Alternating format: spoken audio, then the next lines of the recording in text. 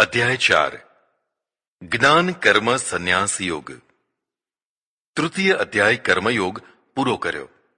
ગીતા પ્રખર રીતે કર્મવાદી છે।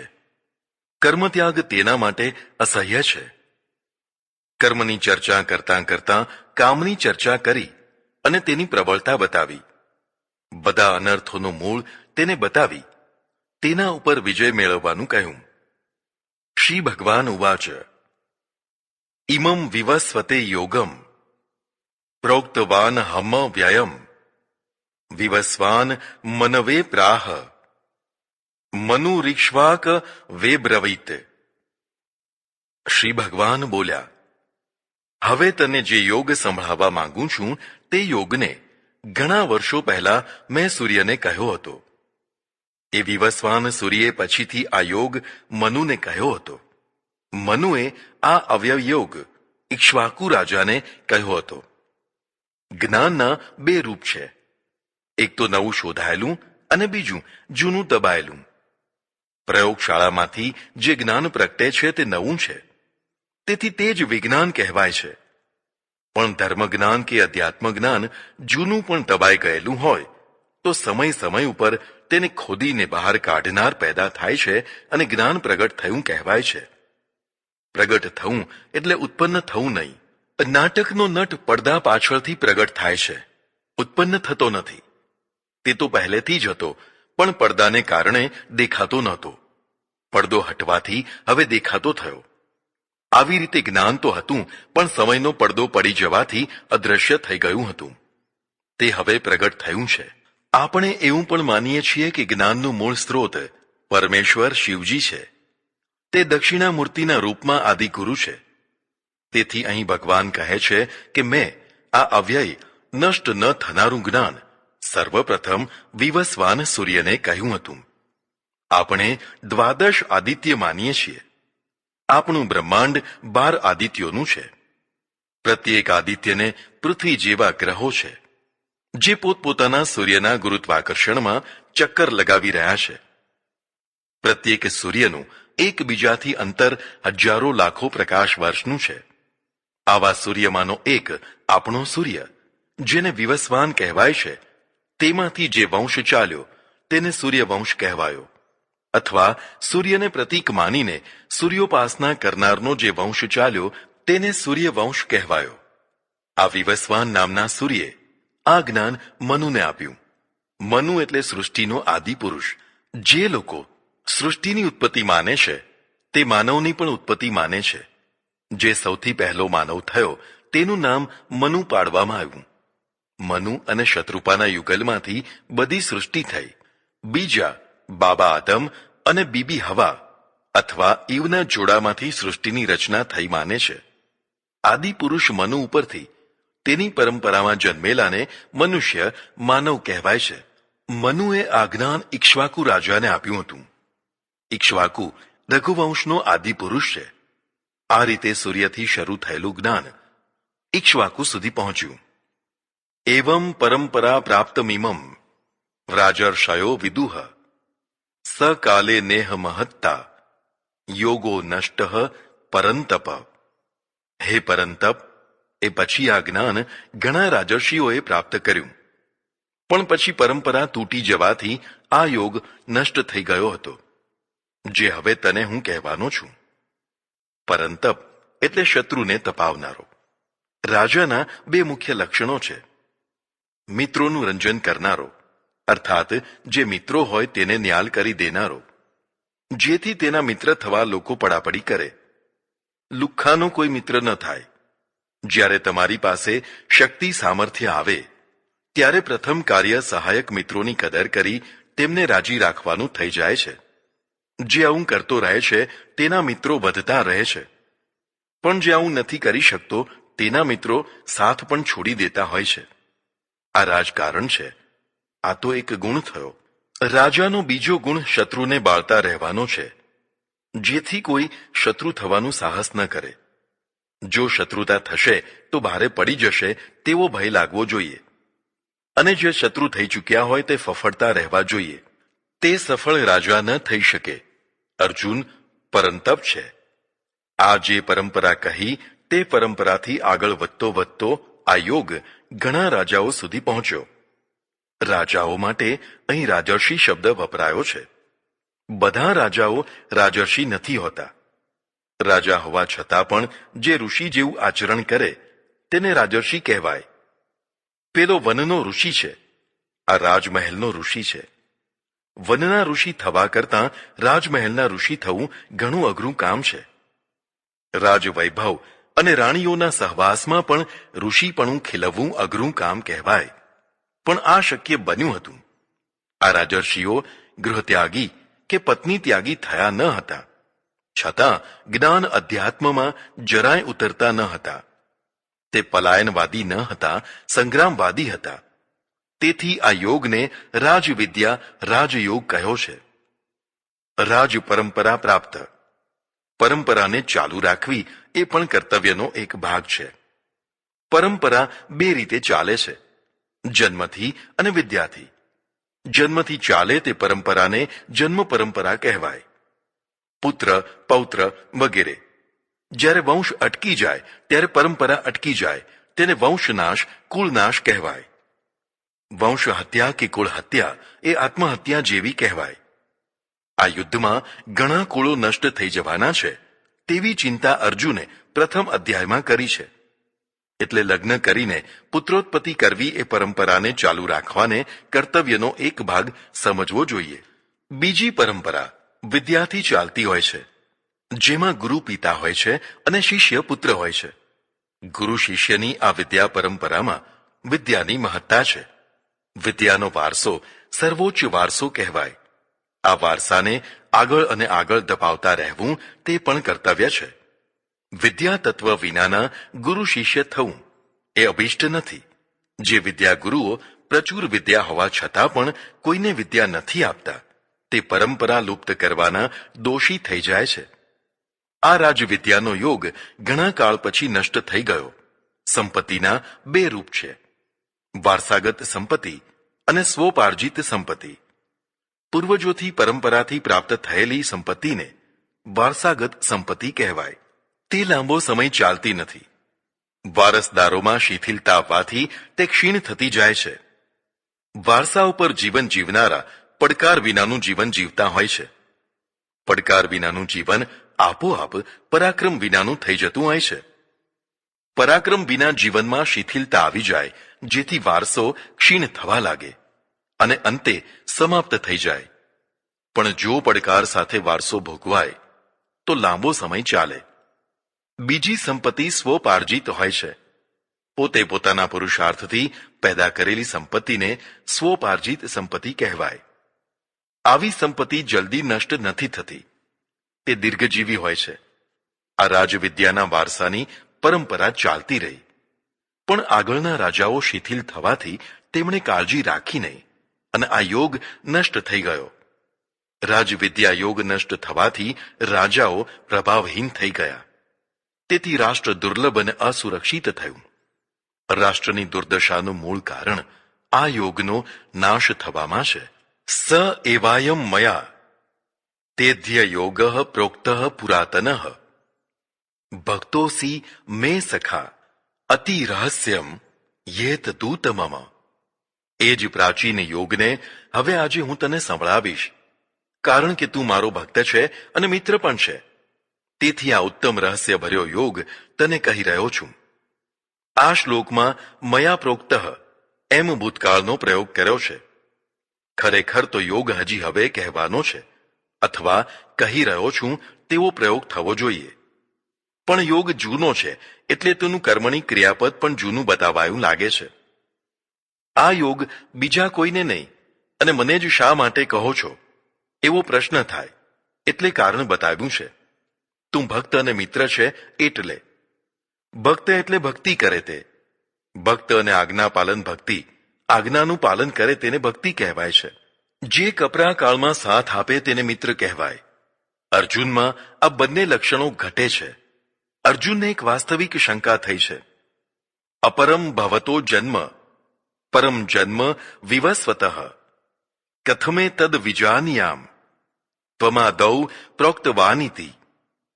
તમારો જન્મ તો હમણાં જ આ સમયમાં થયો છે અને સૂર્ય વિવસ્વાનનો જન્મ તો કરોડો વર્ષ પહેલા થયો છે. તો તે વખતે તો તમે હશો નહીં, પણ તમે કેવી રીતે તેને આ યોગ સંભળાવ્યો હશે? ગીતામાં કૃષ્ણ માટેનો અહમ શબ્દ બે અર્થમાં આવે છે. કેટલીક વાર વર્તમાન હાજર કૃષ્ણ માટે, તો કેટલીક વાર પરબ્રહ્મ પરમાત્મા માટે. અહમ પરબ્રહ્મ પરમાત્માના અર્થમાં મયા પ્રોક્ત છે. મયા પરબ્રહ્મણા એવો ભાવ છે. પણ અર્જુન તો મયાનો અર્થ આ વર્તમાન કૃષ્ણના દ્વારા એમ સમજ્યો છે. આ કૃષ્ણ જ પરબ્રહ્મ પરમાત્મા છે તેવું હજી તેને સમજાયું નથી. તેથી તેનો પ્રશ્ન છે કે તમે તો હમણાં જ અસ્તિત્વ ધરાવો છો, જ્યારે વિવસ્વાન સૂર્ય તો કરોડો વર્ષ પૂર્વે થયો, તો પછી તમે કેવી રીતે તેને યોગ સંભળાવી શકો? ભગવાન જવાબ આપે છે. શ્રી ભગવાન ઉવાચ બહુની મે વ્યતીતાની જન્માની તવ ચાર્જુન તાન્યહમ વેદ સર્વાણી ન ત્વમ વેત્થ પરંતપ. હે અર્જુન, મારા અને તારા ઘણા જન્મો વ્યતીત થઈ ગયા છે. તે બધા જન્મોને હું તો જાણું છું, પણ હે પરંતપ, તું જાણતો નથી. ગીતા પુનર્જન્મવાદી છે. હિન્દુ, જૈન અને બૌદ્ધ આ ત્રણેય ભારતીય ધર્મોની મોટી ધારાઓ પુનર્જન્મવાદી છે. તેમના ઉપદેશો તથા સિદ્ધાંતો, તેથી કર્મવાદ, કર્મફળવાદ અને પરલોક પણ કર્મની આજુબાજુ વીંટળાયેલા છે. આપણું વર્તમાન પૂર્વના કર્મોનું પરિણામ છે. તેથી સામાન્ય માન્યતા ઓછા વત્તા અંશે ત્રણેયમાં પ્રચલિત છે. પુનર્જન્મ વિના કર્મનો સિદ્ધાંત સ્થાપિત કરી શકાય નહીં.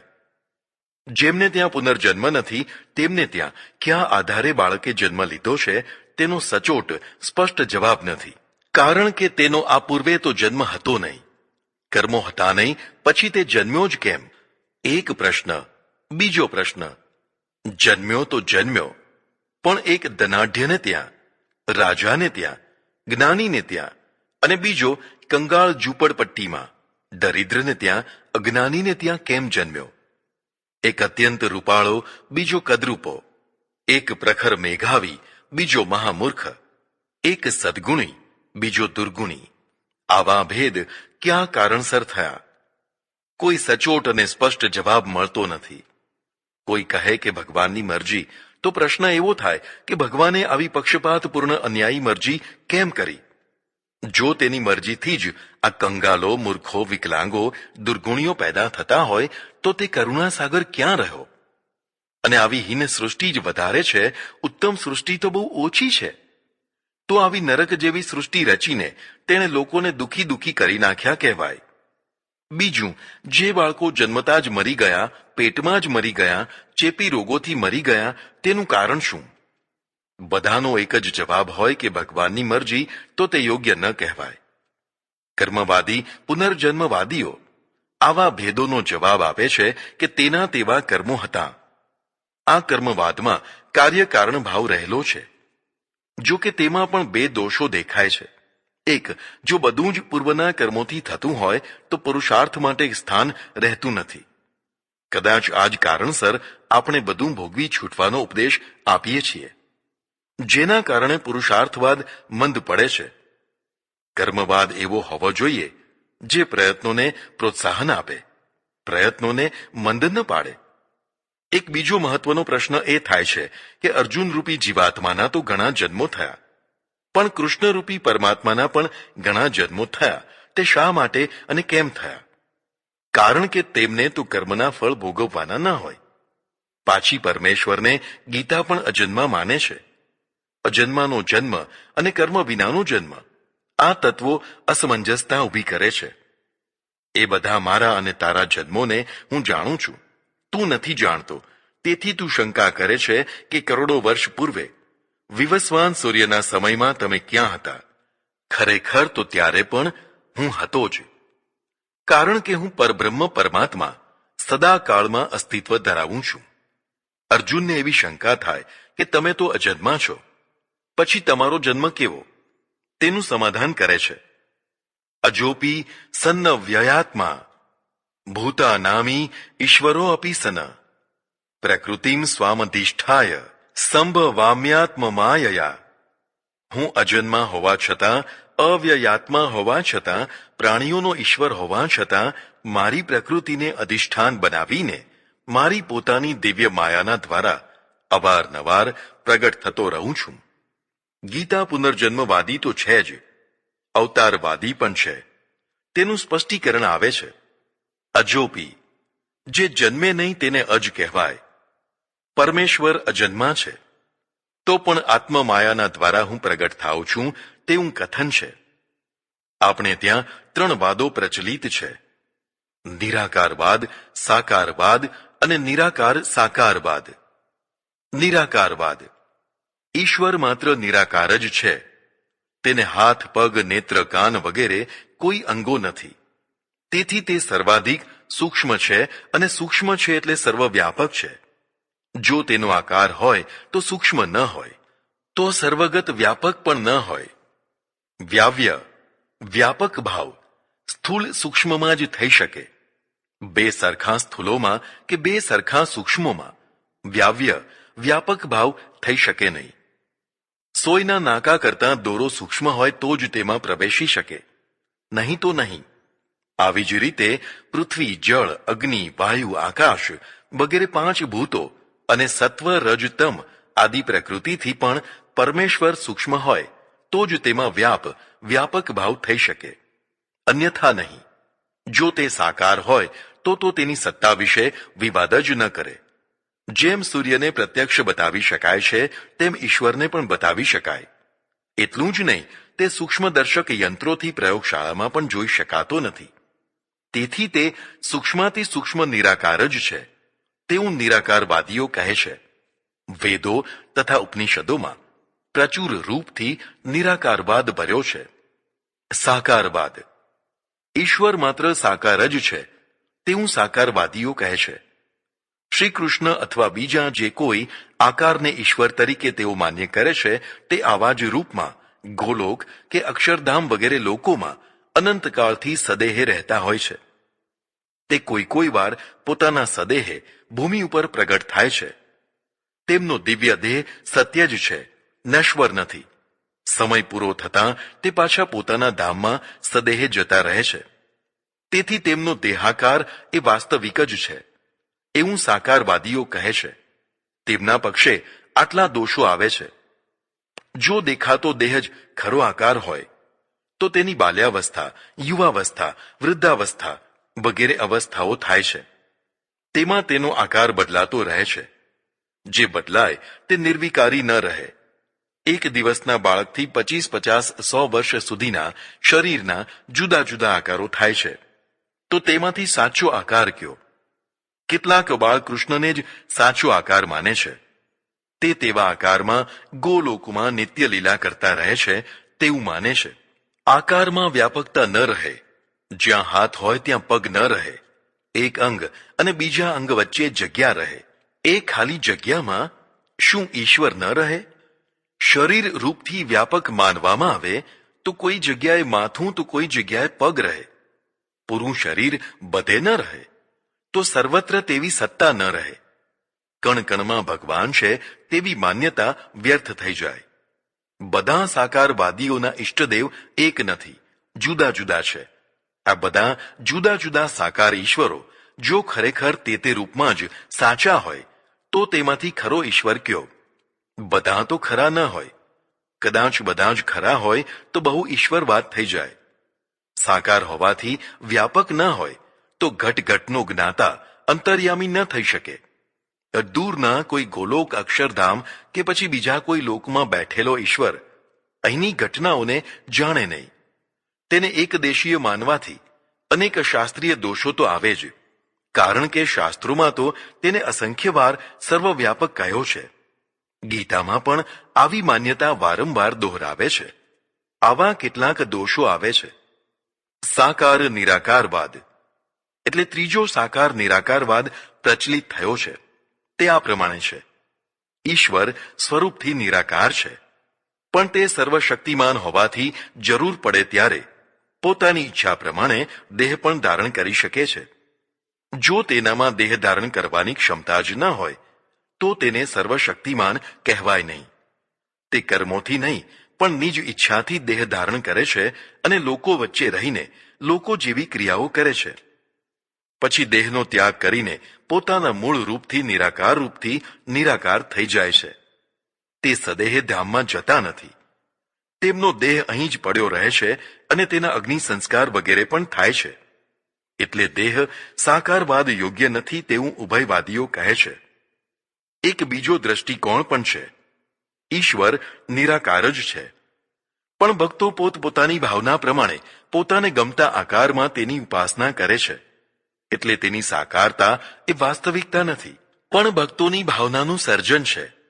આવા અનેક સર્જનો સાકાર રૂપમાં પૂજાય છે, પણ તે બધામાં રહેલું વાસ્તવિક ઈશ્વર તત્વ તો એક જ છે, જે નિરાકાર છે. આ રીતે નિરાકાર સાકારવાદીઓ વ્યાવહારિક સમાધાન કરી સૌમાં એકતા કરે છે. માત્ર સાકારવાદીઓ આવું કરી શકતા નથી. પોતાનો માન્ય કરેલો સાકાર ઈશ્વર જ સાચો છે. બાકીના બધા કાં તો ડમી છે અથવા નાના છે. આવો ભેદ કરે છે. તેથી પોતાના માનેલા સાકાર ઈશ્વરને જ સર્વોચ્ચ માનવા માટે તેઓ લડતા રહે છે. બધામાં એક જ પરમ તત્વ છે, તેથી સૌ સરખા છે તેવું માની શકતા નથી. પોતાના ભગવાનને જ સાચો અને બીજાના ભગવાનને ડમી અથવા નાનો કહેવાથી એકતા ન થાય, વિસંવાદ થાય, વૈમનસ્ય થાય અને તત્વહાનિ પણ થાય. એટલે તાત્વિક રીતે નિરાકાર અને ઉપાસના માટે સાકાર એમ નિરાકાર સાકાર ભાવ માનવું ઠીક લાગે છે. કટ્ટર નિરાકારવાદ અને કટ્ટર સાકારવાદ બંને વ્યાપક એકતા કરાવી શકતા નથી. નિરાકાર કરી સાકાર થઈ જ ન શકે તેવી દ્રઢ માન્યતા યોગ્ય નથી. ઈશ્વરની વાત બાજુએ મૂકો, જીવાત્મા પણ નિરાકાર જ છે, તો પણ તે શરીર ધારણ કરીને સાકાર રૂપમાં વ્યવહત થાય છે. જો નિરાકાર જીવાત્મા સાકાર રૂપમાં વ્યક્ત થઈ શકતો હોય તો સર્વશક્તિમાન પરમાત્મા કેમ ન થઈ શકે? કેટલાક કટ્ટર સાકારવાદીએ પોતાના જ સાકાર ઈશ્વરને જ પરમ સત્ય માનીને બીજા પ્રત્યે તિરસ્કાર કરે છે. તે બીજાને નમતા નથી અને બીજાનું નામ પણ લેતા નથી. આવી કટ્ટરતા તેમને અસહિષ્ણુ તો બનાવે જ છે, સાથે સાથે વિખવાદી પણ બનાવે છે. હવે મૂળ શ્લોકમાં આવો. હે અર્જુન, મારા અને તારા ઘણા જન્મો વ્યતીત થઈ ગયા છે.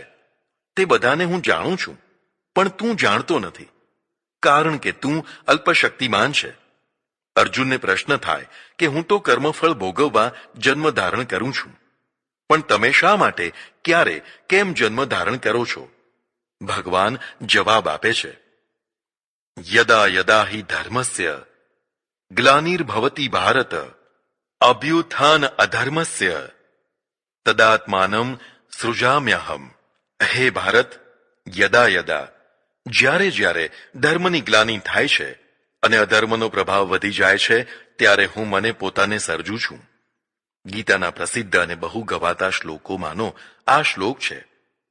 ધર્મની ગ્લાનિ એટલે નીતિ નિયમ સદાચારની મંદતા, અધર્મનું અભ્યુત્થાન એટલે અનીતિ, અનાચાર, દુરાચાર, અત્યાચાર, પાપ વગેરેનું વધી જવું. આવું બે રીતે થાય છે. કોઈ એક પ્રબળ વ્યક્તિના દ્વારા અને પ્રજાના એક સમૂહના દ્વારા.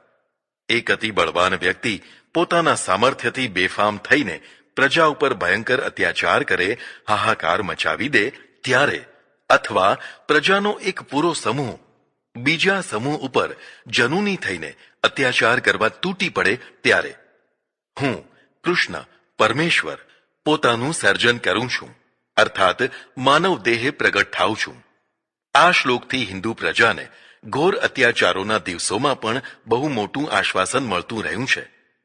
તેને એમ થયા કરે છે, હવે પાપ વધી ગયા છે, એટલે મારો વહાલો જરૂર અવતાર લેશે. ભક્તો અને સંતો વારંવાર તેને અવતાર લેવાની પ્રાર્થના કરતા રહે છે અને એવી આશાએ અત્યાચારો સહન કરે છે કે બસ હવે અવતાર લેવાનો જ છે, પછી બધું શાંત, સારું થઈ જશે. પણ આ શ્લોકની માઠી અસર એ થઈ છે કે હિન્દુ પ્રજા પોતે અત્યાચારોનો કમર કસીને સામનો કરતી થઈ નથી. મોટા ભાગે તે બધું સહન કરતી રહી છે. એ જ આશાએ કે વહાલો આવશે, અવતાર લેશે અને બધું સારું થઈ જશે. જે પ્રજા સ્વયં સંઘર્ષ નથી કરતી, બીજાની પાસે પોતાના પ્રશ્નો ઉકેલવાની આશા રાખીને નિષ્ક્રિય થઈને બેસી રહે છે, તે નમાલી થઈ જાય છે. નમાલી પ્રજા સ્વતંત્રતા ન ભોગવી શકે. વિશ્વમાં પહેલા અને અત્યારે પણ અવારનવાર ઘોર અત્યાચારો થયા કર્યા છે અને થતા રહે છે. થોડા જ ઉદાહરણો જોઈશું. જર્મનીના હિટલરે 60 લાખ યહૂદીઓને જુદા જુદા ગેસ કેમ્પોમાં રીબાવીને મારી નાખ્યા. આમાંનો એક કેમ્પ ઓશવિચ જોવાનો મોકો મને મળ્યો છે. આ કેમ્પમાં 13 લાખ માણસોને મારી નાખવામાં આવેલા. એક ફેક્ટરીમાં જેવું આયોજન થાય તેવું પૂરું વ્યવસ્થિત આયોજન કરવામાં આવે અને રોજના આટલા હજાર માણસોને ગેસ ચેમ્બરમાં પૂરીને ગેસ છોડીને તેમણે ગુંગળાવીને મારી નાખવામાં આવતા. મારતા પહેલા મહિનાઓ સુધી તેમના ઉપર અત્યાચાર કરીને કામ લેવામાં આવતું. વાંચો મારું પુસ્તક પૂર્વ યુરોપનો પ્રવાસ. આટલા ઘોર અત્યાચારોમાં પણ કોઈ અવતાર થયો નહીં. કંબોડિયાના પોલ વોટે 4 વર્ષ રાજ્ય કર્યું.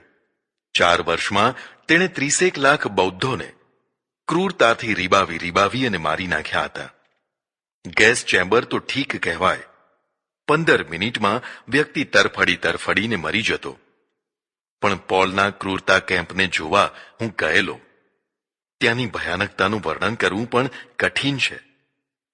પુરુષોના નખો ખેંચવાનું મશીન હજી ત્યાં પડ્યું છે. નખો ખેંચાઈ ગયા પછી તરત જ તેના ઉપર સ્પિરિટ નાખવામાં આવતું, જેથી પેલી વ્યક્તિ ચીસાચીસ કરે. વ્યક્તિને ઊંધો લટકાવીને પછી ખળખળતા ઉકળતા પાણીમાં તેને ઝબકોરે, પછી ઉપર ખેંચી લે, પાછો થોડી વાર પછી ઝબકોરે અને ઉપર ખેંચી લે. જ્યાં સુધી મરી ન જાય ત્યાં સુધી આવું કર્યા જ કરવાનું. સ્ત્રીઓ ઉપર પહેલા વારંવાર બળાત્કાર કરવાના, પછી પકડથી તેના સ્તનની ડીંટીઓ પકડીને ખેંચી કાઢવાની. તેના ગુપ્તાંગોમાં પારાવાર કષ્ટ થાય તેવું કરવાનું. પુરુષોને પણ આગળ પાછળના બંને ગુપ્તાંગોને એવી રીતે પીડવાના કે પેલી વ્યક્તિની ચીસો પણ ઓછી પડે. આ જીવતા નરકને જોતા મને 2-3 કલાક થયેલા. પોલ વોટ પૂરું આયુષ્ય જીવેલો, કુદરતી મોતે મરેલો. તેની કબર જોવા અમે ગયેલા. પ્રશ્ન થાય કે કેમ અવતાર નહીં થયો હોય. આફ્રિકાના હેલી અને તુલસી 2 કબીલાઓને બાપે માર્યું વેર. માત્ર એક જ દિવસમાં એક સમૂહે બીજા સમૂહના 10 લાખ માણસો મારી નાખેલા. રશિયામાં સામ્યવાદી સત્તા સ્થાપિત થઈ. થોડા જ વર્ષોમાં દમન કરીને સ્ટાલિને 2.5 કરોડ માણસોને મારી નાખેલા, જેમાં કવિઓ, લેખકો, પત્રકારો, રાજનેતાઓ વગેરે બધા આવી ગયા. મોસ્કોમાં એક બ્લડી ગાર્ડન છે, જે જોવાનું મારે થયું હતું. આ બ્લડી ગાર્ડનમાં આ ક્રૂરતા આચરનારાઓની માથાની પ્રતિકૃતિ બનાવીને મોટો અંબાર કર્યો છે. લગભગ 50 વર્ષ સુધી આ ઘોર અત્યાચારો ચાલતા રહ્યા. એક મ્યુઝિયમમાં સ્ટાલિનનું શબ રખાયું છે. અમે પણ તેને જોવા ગયા હતા. જો મિત્ર દેશોએ વળતો ફટકો ન માર્યો હોત તો હિટલર અને સ્ટાલિન જેવાનું દમન ચક્ર ચાલતું જ રહ્યું હોત. પ્રશ્ન થાય કે હજી ધર્મની ગ્લાનિ થવાની કેટલી વાર હતી. ભારત પાકિસ્તાનના ભાગલા થયા ત્યારે પાકિસ્તાનના બંને ભાગોમાં ભીષણ હત્યાકાંડ, હત્યાઓ, બળાત્કારો થયા. લાખો લોકો પહેરેલા કપડે હિજરત કરી અને ભારત જાન બચાવવા ભાગી આવ્યા. એક અંદાજ પ્રમાણે 10 લાખ લોકો મરાયા. આવું જ બાંગ્લાદેશના નિર્માણ પહેલા પાકિસ્તાને બંગાળીઓનું દમન કરવા કસાઈ નામથી ઓળખાતા જનરલ ટિક્કા ખાનને પાકિસ્તાન મોકલ્યો. તેણે લાખો હિન્દુ મુસલમાન બંનેને રહેસી નાખ્યા. પાકિસ્તાની સૈનિકોથી બચવા સ્ત્રીઓ ભાગીને ધાનના ખેતરોમાં સંતાઈ જતી. તેનું બાળક રડે તો તેનું ગળું દબાવી દેતી. પોતાની અસ્મત બચાવવા કેટલીય ડૂબી મરી. 1 કરોડ હિન્દુઓને તગેડી મૂકીને હિન્દુઓનું પ્રમાણ ઘટાડી દીધું. હજી કેટલી ગ્લાની બાકી હશે. હવે આજે તો મીડિયા તરત જ સમાચારો પ્રગટ કરે એટલે વિશ્વને ખબર પડી જાય કે ક્યાં શું થઈ રહ્યું છે. પહેલા મીડિયા ન હતું. આવી કેટલીય ઘટનાઓ ઘટતી, પણ કોઈને કશી ખબર પડતી નહીં. મોગલોના ધાડે ધાડા જ્યાં પહોંચતા ત્યાં આખા ગામની કતલ કરી નાખતા. ઈરાનનો નાદિર શાહ દિલ્હી ચઢી આવેલો. બાદશાહ હાર્યો. નાદિર શાહે દિલ્હીમાં કતલેઆમનો હુકમ આપ્યો અને સાંજ સુધીમાં હિન્દુ મુસલમાનની લાશોનો ઢગલો કરી દીધો. પાછળનો ઇતિહાસ અત્યાચાર અને ક્રૂરતાથી ભરેલો છે. રૂવાડા ઉભા થઈ જાય તેવા અત્યાચારો થતા રહ્યા છે. જ્યારથી યુનોની રચના થઈ છે ત્યારથી આવી ઘટનાઓ ઘણી ઓછી થઈ ગઈ છે. હવે મોટા યુદ્ધો નથી થતા. સુરક્ષા પરિષદ નિયંત્રણ કરે છે. પહેલા આવું કોઈનું કશું નિયંત્રણ ન હતું.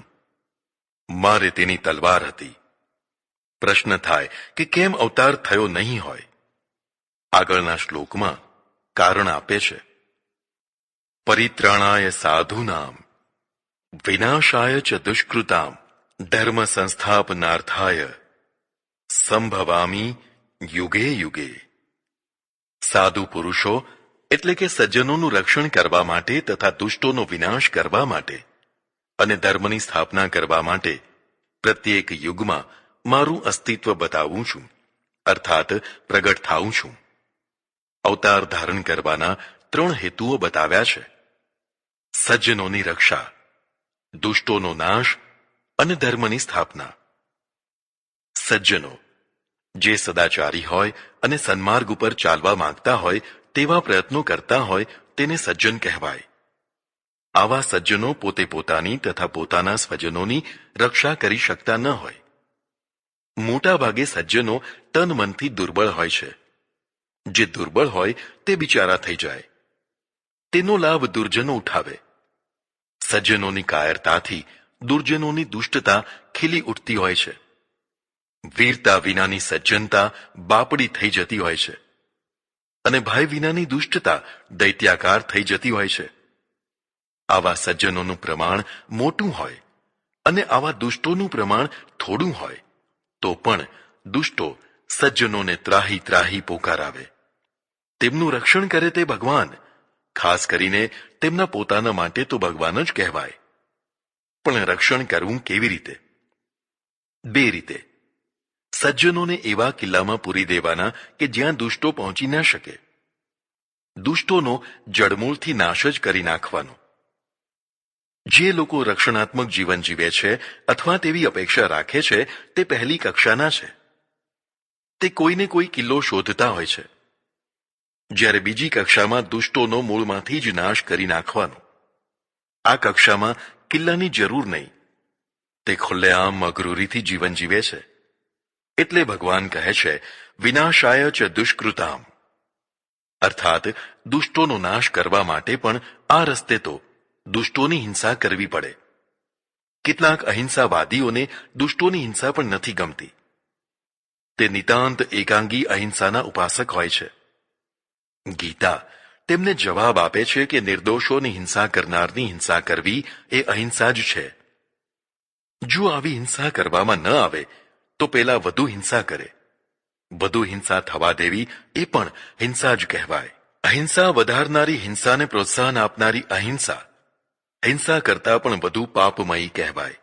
એટલે જે કદી સુધરતા જ નથી તેવા દુષ્ટ ગુંડાઓને વીણી વીણીને તેમનો સફાયો કરી નાખવો એ વિનાશાય ચ દુષ્કૃતામ કહેવાય. ધર્મ સંસ્થાપનાર્થાય. 3જું કારણ ધર્મની સ્થાપના બતાવ્યું છે. ધર્મ એટલે સદાચાર, સત્કર્મો, સદભાવના. આ બધું સ્થપાય છે અને ઉથાપાય પણ છે.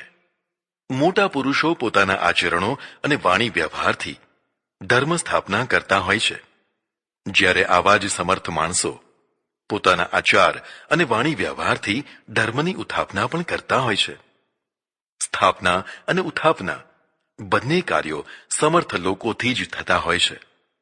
એટલે રાક્ષસો, દૈત્યો બળવાન હોય છે. આ 3 કાર્યો કરવા યુગે યુગે હું ઈશ્વર ભગવાન સંભવામી પોતાને પ્રગટ કરું છું. આપણે યુગને માનીએ છીએ સતયુગ, ત્રેતાયુગ, દ્વાપર અને કળિયુગ. આવા 4 મુખ્ય યુગો છે. આ કાળવાચી યુગો છે. પ્રત્યેક યુગ એક કાળનું માપ છે. જેને રસ હોય તેના માટે યુગોની કાળમાત્રા લખું છું. કળિયુગ એટલે 4,32,000 વર્ષ. દ્વાપર યુગ એટલે 8 લાખ વર્ષ, ત્રેતા એટલે 12 લાખ વર્ષ અને સતયુગ એટલે 17,28,000 વર્ષ. અત્યારે કળિયુગના 5,000 વર્ષ વીતી ગયા છે. આ મુખ્ય 4 યુગોના વળી પાછા પેટા યુગો બનતા હોય છે. કોઈ સમર્થ વ્યક્તિ ધસમસતા ચાલુ પ્રવાહને પોતાના સામર્થ્યથી વળાંક આપે તો તેને યુગ પ્રવર્તક કહેવાય છે. જેમ કે બુદ્ધ, મહાવીર, ગાંધી આવી સમર્થ વ્યક્તિઓ પ્રવાહની દિશામાં વળાંક આપે છે. તેમનો પ્રભાવ જેટલો સમય ચાલે છે તેટલા સમયને યુગ કહેવાય છે. જેમ કે ગાંધી યુગ. આવા યુગ કાળમાં પરમેશ્વર પોતાને પ્રગટાવે છે એવો ભાવ જણાય છે. અહીં એક પ્રશ્ન થાય છે કે શ્રી રામે રાક્ષસોનો વધ કરીને ધર્મની સ્થાપના કરી, પણ અયોધ્યામાં જ્યારે શ્રી રામ ગાદીએ બેઠા અને રામ રાજ્યની સ્થાપના થઈ ત્યારે સીતાજીને ન્યાય મળ્યો? શંબુકને ન્યાય મળ્યો? શ્રી કૃષ્ણે કૌરવો વગેરેનો સંહાર કરીને ધર્મ સ્થાપના કરી, પણ દ્વારિકામાં યાદવોએ સુરાપાન કરીને ભયંકર ઉપદ્રવ મચાવ્યો, મહાવિનાશ કર્યો. તેનું શું? શ્રી કૃષ્ણે નરકાસુરની કેદમાંથી 18,000 કન્યાઓને મુક્ત કરાવી, પોતે જ તેની સાથે લગ્ન કરી લીધા. પણ શ્રી કૃષ્ણના સ્વધામ ગયા પછી અર્જુન જ્યારે આ હજારો રાણીઓને લઈને હસ્તિનાપુર લઈ જતો હતો ત્યારે વચ્ચે જ અરબસ્તાનના કાબા લોકોએ આ સ્ત્રીઓને લૂંટી લીધી હતી અને પોતાના દેશમાં લઈ જઈને તેમની પાસે નિંદ્ય કાર્ય કરાવ્યું હતું. ધર્મની સ્થાપના થઈ કહેવાય. આવા ઘણા ઉદાહરણો બધા કાળમાં બધા યુગોમાં આપી શકાય. આના ઉપરથી એવું લાગે છે કે પ્રત્યેક કાળમાં ધર્મ અને અધર્મ સાથે જ ચાલ્યા કરતા હોય છે. કોઈ વાર ધર્મની માત્રા વધે તો કોઈ વાર અધર્મની માત્રા વધે, પણ અસ્તિત્વ તો બંનેનું રહેતું જ હોય છે. એટલે ધર્મ સ્થાપનાનો અર્થ ધર્મની માત્રા વધવી અને અધર્મની માત્રા ઘટવી એવો કરવો ઠીક લાગે છે. અવતારવાદ વિશે એક બીજો દ્રષ્ટિકોણ પણ વિચારવા જેવો ખરો. તે છે ડાર્વિનનો ઉક્રાંતિવાદ. પ્રારંભ જળથી કરવાનો. કરોડો વર્ષ પછી જળમાં એક કોષીય અમીબાની ઉત્પત્તિ થઈ, પછી લાખો વર્ષ પછી દ્વિકોષીય જીવ થયા, પછી ત્રિકોષીય થયા. એમ કરતાં કરતાં લાખો વર્ષ પછી માછલી થઈ, ફરી પાછા લાખો વર્ષ વીતી ગયા, કાચબો થયો જે જળ અને સ્થળ બંનેમાં વિચરણ કરી શકતો. પછી વરાહ થયો, પછી સિંહ થયો, પછી વામન માણસ થયો, પછી ધર્મપરાયણ માણસ થયો, પછી પ્રેમ પ્રધાન માણસ થયો અને પછી શાંતિ પ્રધાન માણસ થયો. હજી એક ઉત્ક્રાંતિ થવાની બાકી છે. હવે આપણી તરફ આવો. કરાર વિંદેન પદાર વિંદમ મુખાર વિંદે વિનિવેશયંતમ વટસ્ય પત્રસ્ય પુટે શયાનમ બાલમ મુકુંદમ મનસા સ્મરામી. ઉત્પ્રેક્ષા જુઓ. ભગવાન પાંદડા ઉપર પોઢ્યા છે. તે કેવી રીતે? પોતાના હાથ વડે પોતાના પગના અંગૂઠાને પોતાના મુખમાં મૂકીને વડના પાંદડામાં સૂતેલા ભગવાન બાલ મુકુંદને હું મનથી યાદ કરું છું. આ ડાર્વિનનો એક કોષીય અમીબા કહી શકાય. પછી તેની ઉત્ક્રાંતિ થતા મત્સ્ય અવતાર થયો, પછી તેની ઉત્ક્રાંતિ થતા વરાહ અવતાર થયો, ફરી પાછી તેની ઉત્ક્રાંતિ થતા નરસિંહ અવતાર થયો. અડધો પશુ અને અડધો માનવ દેહ નરસિંહનો છે. ફરી તેની ઉત્ક્રાંતિ થઈ તો પૂરેપૂરો મનુષ્ય થયો, પણ વામન થયો. ફરી ઉત્ક્રાંતિ થઈ તો ક્રૂર પરશુરામ થયા, પછી ધર્મ મર્યાદા પરાયણ રામ થયા, પછી પ્રેમ પ્રધાન કૃષ્ણ થયા જે 16 કળાએ ખીલી ઉઠ્યા, પછી જ્ઞાન પ્રધાન બુદ્ધ થયા જે શસ્ત્ર વિના શાંતિનો ઉપદેશ આપતા રહ્યા. હજી એક ઉત્ક્રાંતિ થશે જેને આપણે કલ્કી કહીશું.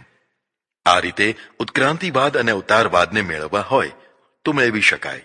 11,000 વોલ્ટેજ વાળી વીજળીની લાઈન જઈ રહી છે, તેની નજીક પણ જઈ ન શકાય. હવે તેને લોકભોગ્ય કરવી હોય તો એક ટ્રાન્સફોર્મર લગાવવું જોઈએ જે વીજળીને 11,000 માંથી સીધા 440 કે 230 માં રૂપાંતરિત કરી આપે. હવે તે લોકભોગ્ય થઈ. આ વીજળીનું અવતરણ કહેવાય. ઉપરથી નીચે ઉતરવું તે અવતરણ અથવા મોટામાંથી નાનું થવું, જેમ 11,000માંથી 230 થવું, તે અવતરણ કહેવાય. એટલે અવતારોની કલા માત્રા બતાવી છે. પરબ્રહ્મ પરમાત્મા અનંત છે. અનંતની માત્રા ન હોય, અનંતનું માપ ન હોય. આ રીતે માપ વધતા વધતા 16 કળાએ પ્રેમ વિકસ્યો. શ્રી કૃષ્ણ શૌર્ય અને પ્રેમનું સહિયારું પાત્ર બન્યું છે. બુદ્ધના પ્રેમ ગીતો ન હોય, કૃષ્ણ ના હોય. બુદ્ધની શૌર્ય ગાથાઓ ના હોય, કૃષ્ણની હોય. બુદ્ધ અને યુદ્ધ સાથે ન ચાલે, કૃષ્ણની સાથે ચાલે. બુદ્ધનું ગોપી ગીત કે વિરહ વ્યથા ન હોય, કૃષ્ણને હોય. બુદ્ધ પદ્માસન સ્થિત આંખ મીચેલા ભગવાન છે. કૃષ્ણે કદી પલાઠી વાળી નથી.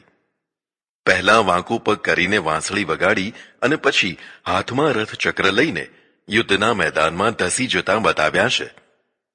બુદ્ધ પત્ની ત્યાગી થયા છે. કૃષ્ણ પત્ની ત્યાગી નથી થયા. રાધા કૃષ્ણની અખંડ જોડી આજે પણ સાથે ને સાથે ઊભી છે. એટલું જ નહીં, રાધા વિના કૃષ્ણ અધૂરા છે અને કૃષ્ણ વિના રાધા અધૂરી છે. બંને એકબીજામાં ઓતપ્રોત થઈ ગયા છે. પ્રેમ, પૌરુષ અને પરાક્રમ એટલે શ્રી કૃષ્ણ. તે અવતાર હોય તોય ભલે અને પુરુષોત્તમ હોય તોય ભલે. તેઓ પ્રેરણા મૂર્તિ છે. ભરપૂર પ્રેરણા મેળવો અને પ્રેમ, પૌરુષ, પરાક્રમ અને મુત્સદીગીરીની પ્રેરણા મેળવો. શ્રી કૃષ્ણ યુદ્ધના બુદ્ધ છે. જ્યાં મારો કાપો મરો મારો થતું હોય ત્યાં પણ કૃષ્ણ બુદ્ધ છે. એટલે તો આ ગીતા, યુદ્ધ ગીતા, પરમ શાંતિથી જરાય વિચલિત થયા વિના સંભળાવી. બુદ્ધ ગુફાના બુદ્ધ છે અને યુદ્ધ નથી કરતા, નથી કરાવતા. તે સૌને પલાઠી વાળીને આંખો મીચાવે છે. કૃષ્ણ આંખો મીચાવતા નથી, આંખો ઉગાડે છે. મીચેલી આંખે નહીં, ઉઘાડી આંખે જીવન જીવવાનું શીખવાડે છે.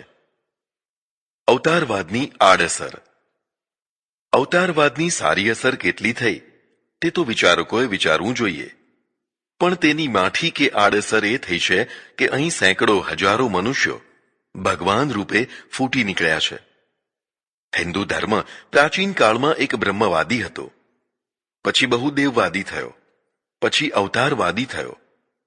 હવે માનવ ભગવાનવાદી થઈ ગયો છે. અનેક મનુષ્યોએ પોતાને ભગવાન ઘોષિત કરી દીધા છે. કોઈ પૂછનારું નથી. કેટલાકના ભવ્યાતિભવ્ય મંદિરો બંધાયા છે અને સર્વોચ્ચ ભગવાન થઈને પૂજાય છે. કેટલાકે તો પોતાના પરિવારોને, પુત્ર પુત્રી, ભાઈ ભત્રીજા ભત્રીજીઓને કાયમી ધોરણે દૈવી અંશવાળા બનાવીને લીલા લહેર કરતા કરી દીધા છે. ઝુકતી હૈ દુનિયા, ઝુકાને વાલા ચાહીએ. આ કહેવતને સાચી કરી બતાવી છે. આમ થવાથી હિન્દુ પ્રજા અસંખ્ય ભગવાનોમાં વહેંચાઈ ગઈ છે અને હજી નવા નવા માણસો ભગવાન થઈ રહ્યા છે. ઇસ્લામ કે ખ્રિસ્તી ધર્મમાં કોઈ માનવ અલ્લાહ કે માનવ ગોડ નથી. તેથી જે સ્પષ્ટતા અને એકતા તે કરી શક્યા છે તે આપણે નથી કરી શકતા. આ માણસ ભગવાનો આડે આવે છે. છે કોઈ મર્દનો બચ્ચો કે હિન્દુ પ્રજાને તેના મૂળ એક બ્રહ્મવાદ, એકેશ્વરવાદ તરફ પાછી વાળે? મારા જન્મ અને કર્મ દિવ્ય હોય છે. જન્મ કર્મ ચ મે દિવ્યમેવમ યો વેતિ તત્વતઃ ત્યક્ત્વા દેહમ પુનર્જન્મ નૈતિ મામેતિ સો અર્જુન. હે અર્જુન, મારા જન્મ અને મારા કર્મો દિવ્ય હોય છે. એવું જે તત્વતઃ જાણે છે તે દેહત્યાગ પછી પુનર્જન્મ પામતો નથી, પણ મને પ્રાપ્ત કરે છે. હવે એવા પુરુષના લક્ષણો બતાવે છે. વિતરાગ ભય ક્રોધા મન્મયા મામુપાશ્રિતાઃ બહવો જ્ઞાન તપસા પુતા મદભાવ માગતાઃ. જેના રાગ, ભય અને ક્રોધ વીતી ગયા છે, જે મારામય છે, જે મારી ઉપાસના કરે છે, જે જ્ઞાનની તપસ્યા કરીને પવિત્ર થયા છે, તેવા ઘણા ભક્તો મારા ભાવને પ્રાપ્ત થયા છે. રાગ, ભય અને ક્રોધની વ્યાખ્યા પહેલા આવી ગઈ છે એટલે પુનરુક્તિ કરતા નથી. મન્મયાહ, જે મારામય, એટલે સંપૂર્ણ પ્રભુમય જીવન જીવનારા છે. જીવનના 4 મહત્વના રૂપ છે: વાસનામય, સ્વાર્થમય, પ્રેમમય અને પ્રભુમય. વાસના કુદરતી વૃત્તિ છે, પણ તે પૂરા જીવન ઉપર છવાઈ જાય ત્યારે જીવન વાસનામય થઈ જાય. વાસના સુરસા છે. જેમ જેમ તેને ભોગવો તેમ તેમ તેનું ક્લેવર મોટું થતું જાય. ભોગવ્યા વિના રહી શકાય નહીં, અને ભોગવવા જાઓ તો તેમાં ક્યાંય ઇતિ નહીં. હજી વધુ એમ અસંતોષ વધતો જ જાય. ભોગ અને સંતોષ બંને સાથે રહે તો ભોગ યોગ થઈ જાય, ઔષધ થઈ જાય. આવું જ્યારે થાય ત્યારે જ મન પ્રભુમય થાય. મનરૂપી નાગને નાથે તે કૃષ્ણ કહેવાય. મનને નાથવાનું છે, મારવાનું નથી. નાથેલું મન બહુ ઉપયોગી થઈ શકે છે. મરેલું મન જીવનમાં ડિપ્રેશન, નિરાશા લાવે છે. તેથી ભગવાન કહે છે કે મન્મયા ઉપાશ્રિતા, સમીપમાં આવીને સ્થિર થવું તે. સ્થિર થવાની જગ્યાને ઉપાશ્રય કહેવાય છે. સ્થિર થયેલી વ્યક્તિ માટે ઉપાશ્રિત શબ્દ વપરાયો છે. જે મન્મય છે તે ઉપાશ્રિત પણ છે. અહીં શરીરથી સ્થિર થવાનું નથી, પણ મનથી, ધારણાથી સ્થિર થવાનું છે. મારું ઘર પ્રભુ છે, નાના પ્રભુ જ છે. આવી દ્રઢ ધારણા થાય તેને મામુપાશ્રિતા કહ્યા છે. જ્ઞાન તપસા. તપના 4 પ્રકાર છે: કર્મ તપ, યોગ તપ, દેહ તપ અને જ્ઞાન તપ. જે તપાવે તેને તપ કહેવાય. તપે તે શુદ્ધ થાય. જે તપાવીને શુદ્ધ કરે તેને તપ કહેવાય. આના મુખ્યતઃ 4 ભેદ છે. કર્મ તપ. કર્તવ્ય કર્મો ગમે કે ન ગમે આરામની પરવા કર્યા વિના કરતા રહેવું તે કર્મ તપ છે. નોકરી, ધંધો, ખેતી, મજૂરી વગેરે કર્તવ્યો છે. પત્ની અને બાળકોનું પોષણ, પરિવારની રક્ષા, પોષણ વગેરે તપ છે. તે ન ગમતા હોય તો પણ કરતો રહે તો તે તપ છે. આ બધામાંથી સુખ ન મળતું હોય તો પણ કરતો રહે તો તે તપ છે. યોગ તપ. આસન, પ્રાણાયામ વગેરે દ્વારા જે ક્રિયાઓ કરવામાં આવે તે તપ છે. જે યોગ્યતા વધારે તેને યોગ કહેવાય. દેહ તપ. વ્રત, ઉપવાસ, નિયમો વગેરેના દ્વારા શરીરને ભોગવંચિત કરવું તે દેહ તપ છે. શરીર અને ઇન્દ્રિયો સતત ભોગોની અપેક્ષા રાખે છે. તેમની અપેક્ષાઓ મર્યાદા બહાર નીકળી જતી હોય છે. તેથી અશાંતિ, અક્ષમતા અને રોગો પ્રાપ્ત થાય છે, જેના પરિણામે જીવન નિસ્તેજ થઈ જાય છે. આ અનિષ્ટોને રોકવા માટે વ્રત, ઉપવાસ અને નિયમો જરૂરી છે, પણ તે બધા વિવેકપૂર્વકના, સમજણપૂર્વકના હોય. હઠાગ્રહી કે દુરાગ્રહી ન હોય. જ્ઞાન તપ. જ્ઞાન પ્રાપ્તિ માટે ગુરુની પાસે જવું, કષ્ટ વેઠીને પણ જાણવું, ગુરુની સેવા કરવી, જ્ઞાનને સાચવવું, વધારવું આ પણ તપ છે. જે જ્ઞાન તપ નથી કરતા તે જ્ઞાની નથી થતા, અને કદાચ વગર તપે જ્ઞાની થઈ જાય તો તે મૂર્ખ રંજક જ્ઞાની હોય છે. અર્થાત મૂર્ખાઓના જ્ઞાની હોય છે, વિદ્વાનોના નહીં. આવા જ્ઞાનના તપથી તપેલા. પૂતા. પવિત્ર થયેલા. પવિત્રતા શ્રદ્ધા સાપેક્ષ અને કર્મ સાપેક્ષ એમ 2 પ્રકારે થતી હોય છે. જેને ગંગામાં શ્રદ્ધા છે તેને ગંગા પવિત્ર નદી છે, તે આચમન કરશે. મૃત્યુ વખતે ગંગા પાન કરીને ધન્યતા અનુભવશે. પણ જેને તેવી શ્રદ્ધા નથી હોતી તેના માટે તો તે માત્ર પાણી જ છે.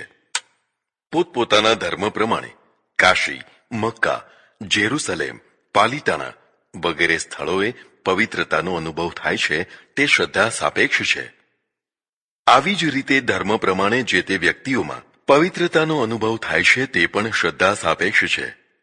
આવું જ ગ્રંથો વિશે પણ પવિત્ર ગીતા, પવિત્ર બાઇબલ, પવિત્ર કુરાન વગેરે શ્રદ્ધા સાપેક્ષ છે. જેને ક્યાંય શ્રદ્ધા જ નથી હોતી તેને ક્યાંય પવિત્રતા પણ નથી અનુભવાતી. સ્વચ્છતા અને પવિત્રતા અલગ વસ્તુ છે. ગંગા અસ્વચ્છ હોય તો પણ શ્રદ્ધાળુઓ માટે પવિત્ર છે. કતલખાનું ગમે તેટલું સ્વચ્છ હોય અથવા વેશ્યાવાળો ગમે તેટલો સ્વચ્છ હોય તો પણ તેને પવિત્ર ન કહેવાય. પવિત્રતાના અનુભવ વિના અહોભાવ ન થાય. અહોભાવ વિના માથું ન નમે. જેનું માથું ક્યાંય ન નમે તે ઘમંડી થઈ જાય અને વિનષ્ટ થઈ જાય. કર્મ સાપેક્ષ પવિત્રતા. પ્રત્યેક પ્રજા, ધર્મ કે સમાજમાં કર્મોની શૃંખલા હોય છે. સર્વોચ્ચ કર્મ અને સર્વાધર્મ કર્મ. જે લોકો જેને સર્વોચ્ચ કર્મ માનતા હોય છે તે તેને તથા તે કરનારને અહોભાવથી જોતા હોય છે. આ કર્મ પવિત્રતા છે. આવી શૃંખલામાં પ્રત્યેક જનસમૂહ કોઈ કર્મોને અધમથી અધમ માનતા હોય છે. આ કર્મો પ્રત્યે અને કર્મો કરનાર પ્રત્યે તિરસ્કાર થતો હોય છે. આ અપવિત્રતા છે. ખરી વાત તો એ છે કે પુણ્ય પવિત્ર છે, પાપ અપવિત્ર છે. આ શ્લોકમાં પવિત્ર અર્થ બતાવવા માટે પૂતા શબ્દ વપરાયો છે. થોડી મર્યાદા છોડીને પણ જણાવવાનું મન થાય છે કે સ્ત્રીના જનન અંગને પણ પૂત કહેવાય છે, જેનો અર્થ પવિત્ર થાય છે.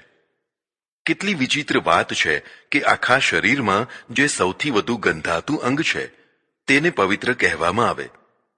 જરા વિચાર કરો કે આ ગંધાતું અંગ ન હોત તો શું થાત? ના, ભલે આ અંગ ગંધાતું હોય, પણ તે અંગ જ પવિત્ર પુરુષોની ઉત્પત્તિનું અંગ છે. વિશ્વના બધા પવિત્ર ગણાતા પુરુષો આ અંગમાંથી જ પ્રગટ થયા છે. જે પવિત્રોને પ્રગટાવે તે અપવિત્ર કેમ હોય? તેથી તેને પૂત કહેવાય છે. જો આ વાત ગળે ઉતરે તો મિથ્યા ઘૃણા દૂર થઈ જાય. આસામમાં કામખ્યા દેવી પૂજાય છે. તે સતીનું ગુપ્ત જનન અંગ છે. સતીના 51 અંગો જુદા જુદા સ્થળોએ પડેલા. તેમાંથી 51 શક્તિપીઠો થઈ છે. તેમાંથી એક આસામમાં છે.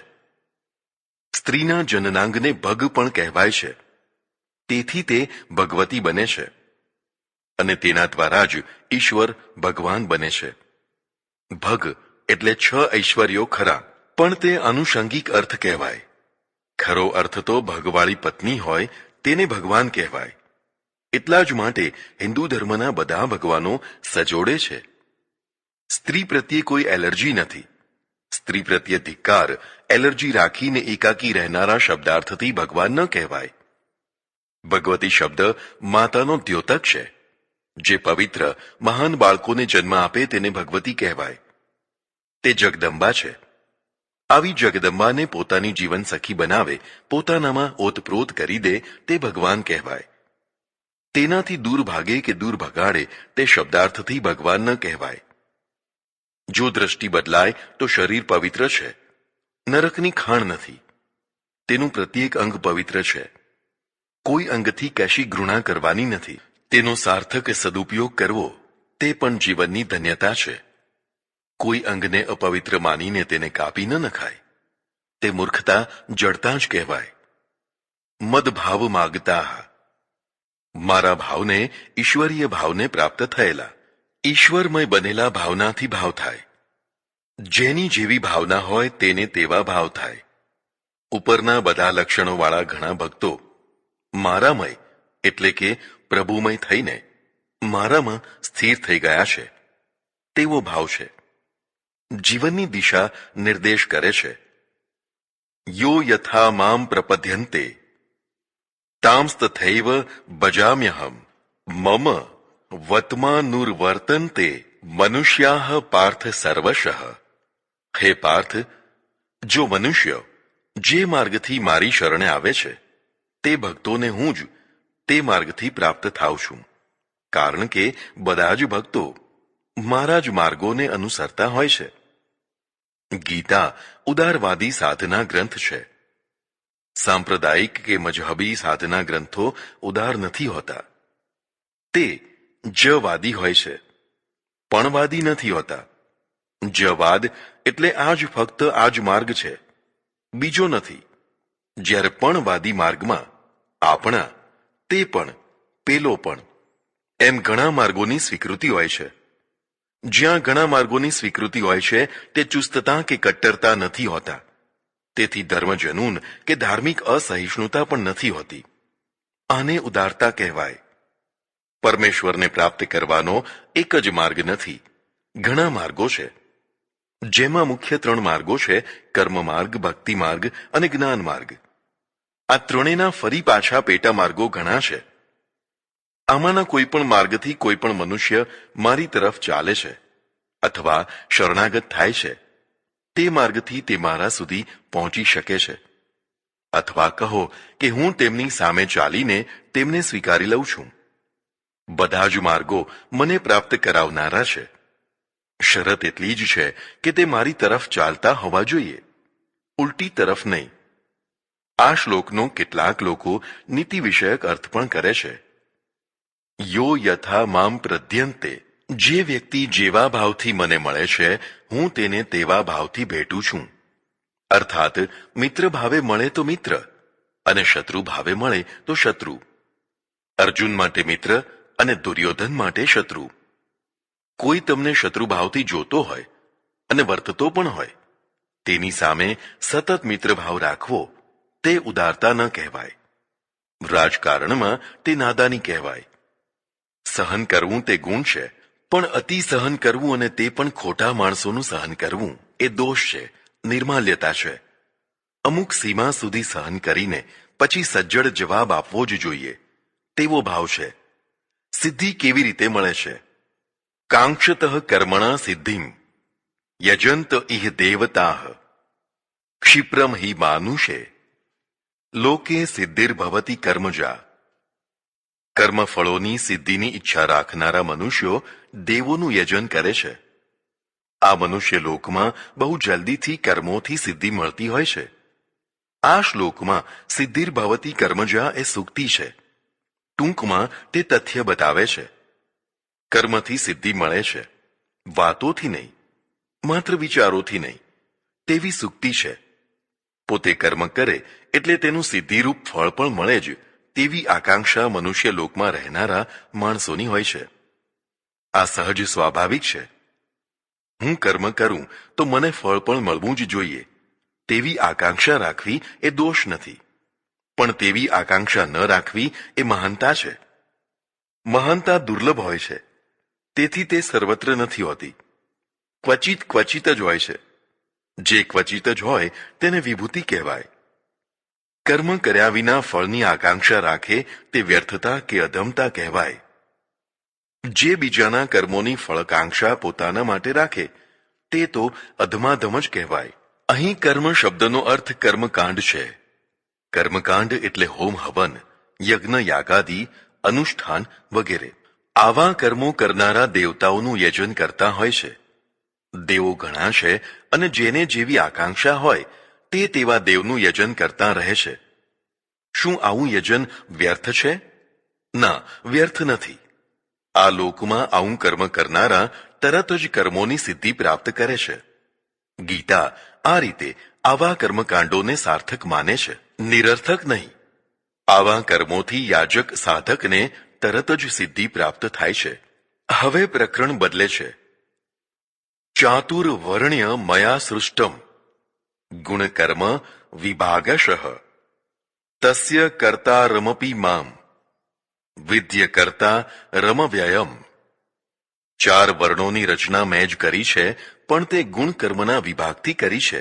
હું તેનો કરતા હોવા છતાં પણ મને તું તેનો અવ્યય અકર્તા માન. ધર્મ એટલે જીવન જીવવાની વ્યક્તિગત અને સામૂહિક પદ્ધતિ. વ્યક્તિગત પદ્ધતિને સાધના કહેવાય છે અને પૂરા સમૂહની જીવન પદ્ધતિને ધર્મ કહેવાય છે. જીવન પદ્ધતિ પ્રદાન કરનારા અનેક ધર્મો છે. તેથી સૌની અલગ અલગ જીવન પદ્ધતિઓ અસ્તિત્વ ધરાવે છે. તેમાં જે પદ્ધતિઓ પરસ્પરમાં ટકરાય છે તે વિખવાદ કરાવે છે. જે પદ્ધતિઓ પરસ્પરની પૂરક સહયોગી બને છે તે કલ્યાણકારી બને છે. વળી પાછું જે પદ્ધતિમાં સૌને ન્યાય મળે છે, ઓછામાં ઓછું અન્યાય નથી મળતો, તે ઉત્તમ કહેવાય.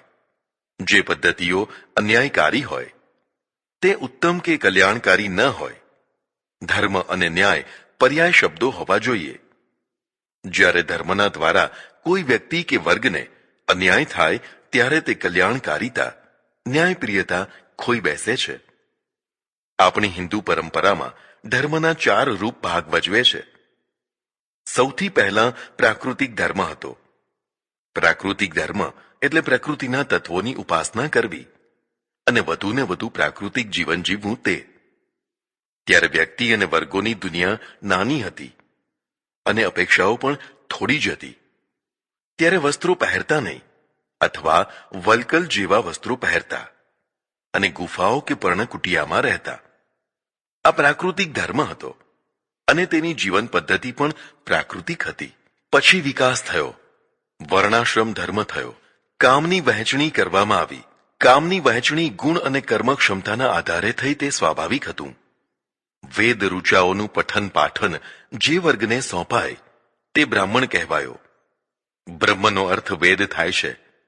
વેદને જાણે તે બ્રાહ્મણ. ત્યારે હુમલા બહુ થતા. કબીલાઓ એકબીજા ઉપર તૂટી પડતા. કોઈ શાંતિથી ખાઈ શકતું નહીં કે શાંતિથી ઊંઘી શકતું નહીં. ક્યારે ક્યું ટોળું ચડી આવશે તે કહેવાય નહીં.